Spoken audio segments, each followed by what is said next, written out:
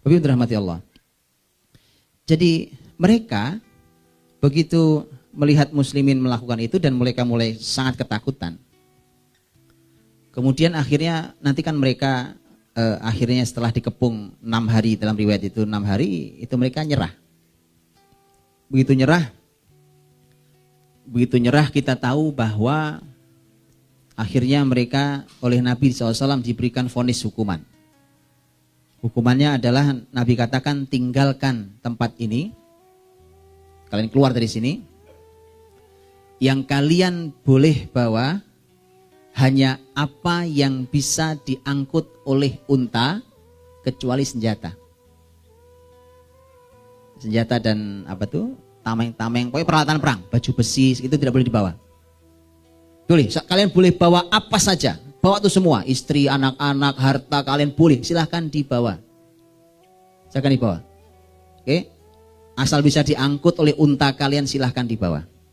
Yang tidak boleh dibawa adalah, ini strategi bagus, Pak. Karena ternyata ini memberikan Nabi nafas. Karena nanti mereka begitu pergi kan mereka lari ke Khaybar. Ada yang ke Khaybar, ada yang balik ke Adriat di negeri Syam. Yang kumpul di Khaybar itu nanti bikin gara-gara lagi. Tapi karena nggak punya senjata, nah Nabi punya nafas yang cukup lah untuk ngurus yang lain dulu, ya kan? Ya, karena mereka nggak punya senjata, nggak bakal berani, Pak. Nggak bakal berani. Dan sekaligus untuk memperkaya muslimin, melengkapi persenjataan, dan memang saat itu persenjataan itu ternyata produsennya Yahudi. Jadi nggak aneh kalau hari ini senjata itu yang produksi Yahudi, nggak aneh, Pak. Nabi biasa aja tuh. Biasa aja, Pak. Ya udah produksi aja, nggak apa-apa, produksi. Yang paling canggih kalau perlu. Begitu jadi ghanimah kan gampang kan? Sama aja, ayo buat yang bagus. Makanya saya cuma bilang ini sebuah pelajaran menghibur hati orang-orang beriman, ya kan? Masya Allah, Palestina sudah berapa darah yang disiram, yang digunakan untuk menyirami tanah jihad Palestina. Sampai sekarang belum merdeka.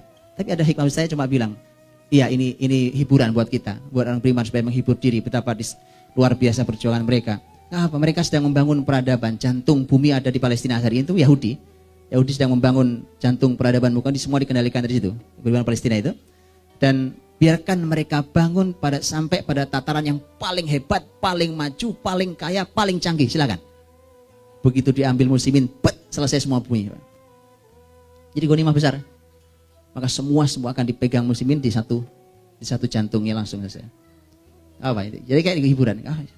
Maka Nabi bilang, sudah, senjata harus kalian tinggal, kata Nabi SAW. Tinggal senjata. Itu mereka pergi bergerak 600 onta. 600 onta bergerak. Apa yang mereka lakukan? Ini dasar Yahudi pelit. Itu mereka bukan cuma membawa emas, perak, makanan, persediaan makan apa, enggak, bukan hanya itu, anak, istri, enggak. Itu kayu-kayu semua dibongkarin. Semua hancurin, semua dibongkarin, Pak. Itu yang oleh Quran dikatakan, ini pemandangan yang digambarkan. Yukhribuna buyutahum biaidihim. Mereka hancurkan rumah-rumah mereka dengan tangan-tangan mereka sendiri. Muslimin nonton, ayo hancurin, ayo nonton. Kita tonton aja. Itu kekalahan yang paling hina, Pak. Tadi saya katakan, kalau rumah muslimin yang menghancurkan, namanya perang itu biasa. Umpamanya sampai ada umpamanya atau benteng mereka muslimin menghancurkan. Ini enggak, muslimin nonton, ayo kamu yang hancurin, saya nonton. Itu kemenangan luar biasa. Dan selalu ketika antum buka surat Al-Isra, Allah ketika menghancurkan masyarakat Bani Israel, masyarakat Yahudi itu selalu dengan kekalahan yang sangat hina. Sangat hina. Dimana sebagaimana disampaikan dalam Al-Quran.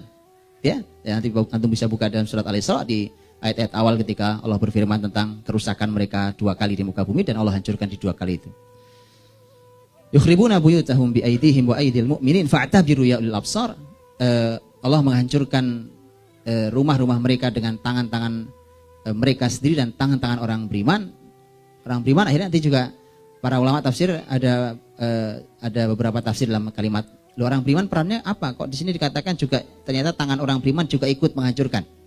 Ada yang mengatakan tidak ikut menghancurkan, tapi tangan orang-orang berimanlah yang menjadi penyebab tangan-tangan mereka menghancurkan rumah mereka sendiri. Karena tangan muslimin nebangi pohonnya dulu segala macam, ya kan, dikepung 6 hari, itu kerjaan tangan muslimin. Setelah itu mereka yang menghancurkan dan muslimin nonton saja, ayo sudah pergi. Itu kepergian mereka tuh. Ya, ini kalimat Tolong nanti dibuka lagi dalam sirah Nabi. Inilah selalu dan sama persis dengan zaman hari ini. Persis sama. Lihat. Ada pemimpin besar di Yahudi, Bani Nadir, ada Huyai bin Akhtab, ada tadi Ka'ab bin Ashraf, ya, ada Salam bin Mishkam. Ini pemimpin besar nih. Nanti ketika mereka harus meninggalkan itu dan nanti pergi sebagian ke Khaybar, sebagian ke Syam. Itu salah satu di antara mereka, pemimpin Yahudi itu, Bang. Itu dia punya kulit binatang, kulit sapi jantan. Kulit sapi tahu kan, so, sapi yang lebar gitu yang itu isinya emas perak, Bang. Dia penuh itu, dia bawa itu emas perak.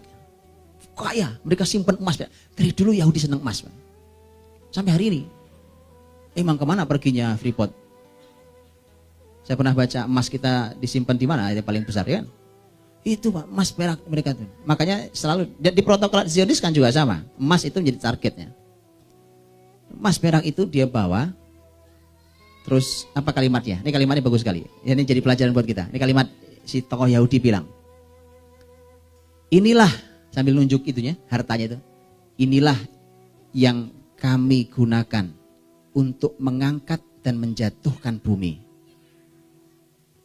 Artinya peradaban ini, negeri-negeri ini kami angkat, kami jatuhkan, semua pakai ini.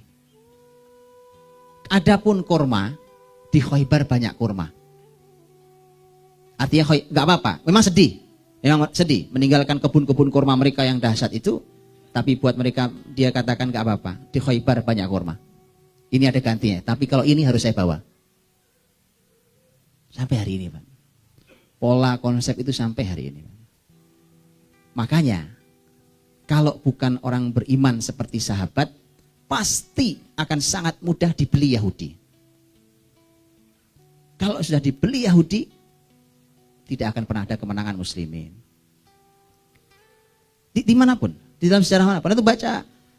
Kalau antum baca sejarah Muhammad Al-Fatih, maunya Pak? Muhammad Al-Fatih, antum sudah sering dengar, sering membaca dan seterusnya. Mungkin ada yang terlewat di antara antum. Ada satu momentum, sebenarnya waktu Muhammad Al-Fatih sedang menyiapkan kapal-kapal perang di Selat Bosporus segala macam itu utusan Kaisar Konstantin itu datang ke Muhammad Al-Fatih, Pak. Itu membawa emas, perak, perhiasan, hadiah diberikan dan menyampaikan pesannya Kaisar Konstantin mengatakan bahwa sudahlah, tidak usah perang. Bukankah dengan cara begini kita hidup indah sekali berdamai? Kami siap kok membayar begini. Tahu? Kalau ini diterima oleh Muhammad Al-Fatih, pertama ini pengkhianatan terhadap umat yang sedang menyiapkan diri itu. Yang kedua, tidak pernah ada nama Muhammad Al-Fatih disebut dan mendapatkan sebutan Al-Fatih. Karena ternyata bukan dia yang berhak mendapatkan kemuliaan yang sampai sekarang kita sebut-sebut namanya itu. Selalu sama, Pak. Selalu sama. Baca Andalus juga sama, bacalah Granada sama, Pak. Sama. Antum kalau pernah lihat gambar terakhir bagaimana si Isabella dan suaminya datang ke Granada, kota terakhir muslimin, itu ada gambar karikatur gitu. Itu raja muslimin dalam keadaan bersimpuh di lututnya di hadapan Isabella dan suaminya, raja Kristen ini, kemudian cium tangan. Lihat, pemimpin muslim cium tangan pada pemimpin kafir. Atau tahu, itu sudah pemandangan terakhir. Di belakang sudah panjang itu ceritanya. Sudah panjang komunikasi, surat menyuratnya, bahkan nyari dalil. Dipanggil ustadznya, ustadz minta dalil. Boleh enggak? Oh boleh, kata ustadz, boleh. Jual aja negeri ini enggak apa-apa. Itu antum baca di sejarah Andalus persis seperti itu. Sama, Pak. Artinya sama, urusannya urusan persis yang dikatakan Yahudi tadi. Dengan inilah kami akan angkat, kami jatuhkan sebuah negeri. Pakai ini, emas perak.